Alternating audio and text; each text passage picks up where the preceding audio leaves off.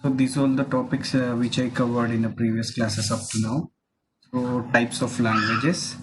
What are the types of languages are there in the higher level languages, low level languages? How the C program will execute?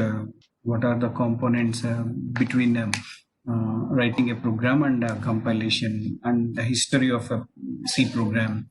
Basic structure. What is the basic structure of a C language? Documentation section, main section, global declaration, local declaration, and tokens, operators, keywords.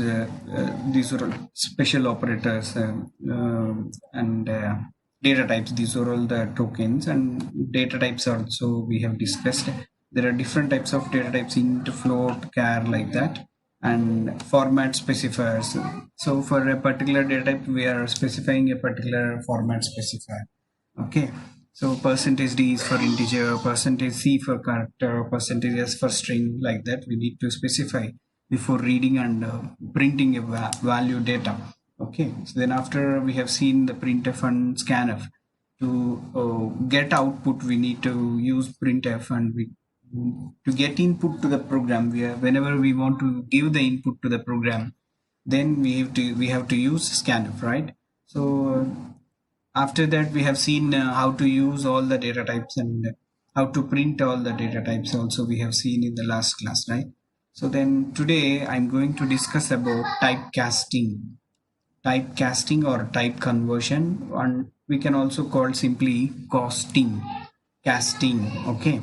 So the process of converting one data type to another data type is known as typecasting. So we are converting a data type into another data type. Based on our situations where we want to convert the data from one data type to another data type. So that's why we are using typecasting. What is the purpose of typecasting? The purpose is nothing but based on our situation. We are converting, for example, sometimes we may use integer values. In the middle of the program, we want a float value. So in that situation, we are going to convert from integer data type to float data type. For example, I don't want any decimal values. I want only number. Then in that situation, we are converting a float value to integer value. But one thing we need to remember, we can convert lower order to higher order, not from higher order to lower order. Integer lower order, that means it occupies only 2 bits. We can convert that integer to float, but we cannot convert a float value to integer. I forgot to say that we can convert lower order data type to higher order, but we cannot convert higher order data type to lower order. So we cannot convert float number to integer. Okay, we can convert integer value to float value. We can convert character to integer because character occupies only 1 byte. Integer occupies 2 bytes. Okay, so what is the hierarchy? We can convert character to integer, integer to float, integer to float. We cannot convert in a reverse order. Okay, float to integer to character. We cannot convert like that. So we can only convert a character data type to integer, integer data type to float. Okay, in a simple way, we can say it as lower order to higher order. Character occupies 1 byte, integer occupies 2 bytes, and float occupies 4 bytes. Lower order, lower data type to higher data type. Okay, so let's say here one example is there. So let's see complete data. In a C language, a type conversion for arithmetic expressions will be done automatically. So when we writing a program in a C language, sometimes it is automatically converts from one data type to another data type. Okay. If you want to store a value of a one type into a variable of another type, we must cause the value to be stored by preceding it with type name parenthesis. So we have to specify in a parenthesis before that variable. So like this. Before the variable, we have declared the type of value. We need to specify which type we are going to convert. Okay, so here int a is a 5, b is a 2, C, one more variable is there, and D is a float data type. D is a float data type. A by B, then what is the output? 5 divided by 2. What we will get? We are performing a division operation on both integers. Remember here, we can say we are observing like A divided by B, 5 by 2. That means it will return 2.5. No, not like that. It will return only 2. Why? Because we are performing on 5 integer, 2 is integer, C is also integer, then it will return only integer. So that's why here C is equals to 5, not 2.5. C is equals to 2, not 2.5. Okay. After executing all the program, we never know, we never guess, we never find why the output is like this. The reason is we are performing on only on integer, so the ultimate result also will get integer. If I want accurate answer. If it is a float value, then I want that floating value also. In that situation, we are storing into a float value, and we need to specify the output should be float. If here also, look at here, we may think that we are storing in a float value, but we will get only integer value. That integer value will be stored into a float. Whenever we need accurate and complete value, we need to specify that data type before that variable, before that expression, before that variable. Okay, so let's see with the program.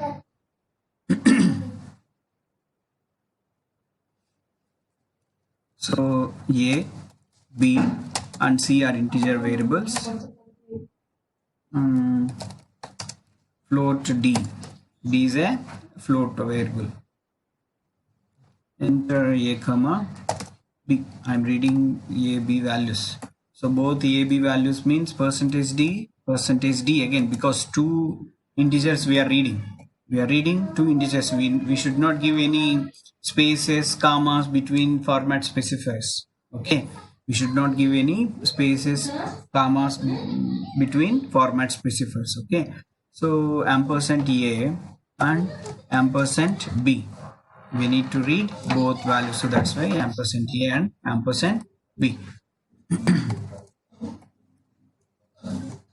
Then, so what is the expression? C is equals to A divided by B. C is equals to A divided by B. We are going to print C value, printf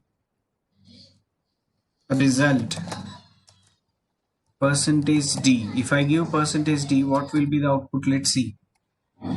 Okay, so I'm going to run the program. So A, B values. What is the A value? In a previous example, we have given 5, 2. A is 5, B is 2. So what is the result we got? 2. Okay, we got result 2. So if I specify D, we are storing into a D, and we are going to print float value percentage F. Now see the output.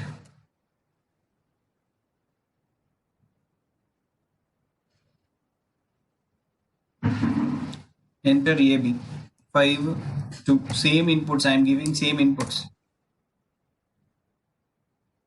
What we got here? We are printing C, because that's why we got zeros. We stored in a D and printing C, that's why we got zeros. 5, 2. What is the output we got? 2.00. What is the actual value? 2.5, right? So if I want to get accurate value, performing on integer values, A, B are integer values, B is a float value. We are getting a float value. We are getting an integer value, storing into a float value. But whenever I want float value, then we have to specify float. We have to specify float. That float value will be stored into float variable. Now see, a value is 5, b value is 2, result is 2.5. So that is the difference. That is the difference we are specifying type conversion. Okay. So if we perform on integers, we will get only integer value. We will get only integer value. If we perform on integer value storing in a float value, then we will get integer value in a float format. Integer value in a float format, not accurate value. That is integer value, but we are getting in a float format. Float format అనేది ఎలా తెలుస్తుంది? 0.00 ఉంటే అది float format. Okay. If we specify float before the variables or expression, then we will get accurate value. We are storing a float value in a float variable. Okay, this automatic conversion will be happen by compiler itself. Integer value ni float to conversion loki chesindi kada, 2 ni em chesindi 2.00 loki convert chesindi. This is automatically done by compiler. Okay, that can be called as a automatic or implicit conversion. We are specifying by manually we are giving float. That is called explicit conversion. Okay, here conversions are two types: automatic or implicit, explicit also. Okay, if we specify manually, then it is called as float. Then it is called as explicit. If compiler automatically converts, then it is called as implicit. Okay. Put a heading type conversion and write this program.